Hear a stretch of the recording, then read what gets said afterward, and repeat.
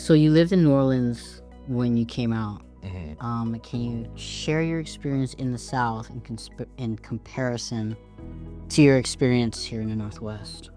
Yeah, it was totally polar opposite. So, but it was also a completely different, like I was two completely different people when I came out and when I came here. So when I came here, I was 8, 9 months on hormones. So I was already passing. I was already, presenting as, male or whatever. And I didn't know a single person here. So there was no one to detonate me. There's no one to run into on the streets and remind me of my past. There's nothing like that.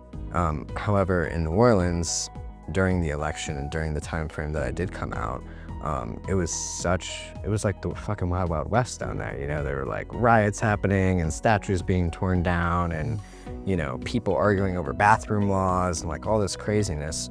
So I did experience a lot of the brunt of, all of this kind of exclusion from trans people and the community.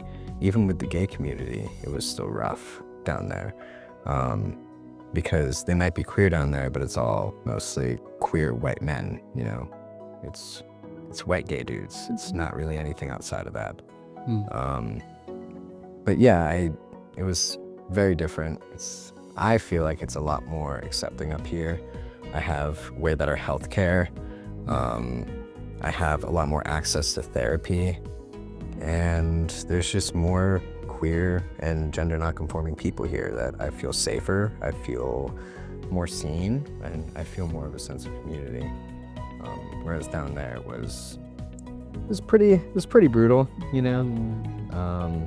through family and also through just strangers coming into my work and acting crazy because I wasn't really passing yet, So, two different Nicks, two different experiences, So, how was your bathroom, like your public restroom experience in New Orleans? It was bad, yeah, because everywhere down there, it's all troughs. So there's not really any stalls. So I remember vividly having to plan my nights going out around who had a bathroom available for me, because I knew that the bars that I went to did not have a restroom that I could use. So I would have to leave the bar, go on a whole adventure just to go pee, and then by the time I got back to the bar, I'd have to go pee again, because that's how it works, right? And so it's a totally different experience, where here it's like there's so many bathrooms that are gender non-conforming, that you have your stalls, you have whatever, like use whatever, it doesn't matter. There it's troughs, and they're like, good luck, and that's pretty much it. So yeah, it was difficult. It took me a long time to muster up the courage, even when I was passing, to go into restrooms there.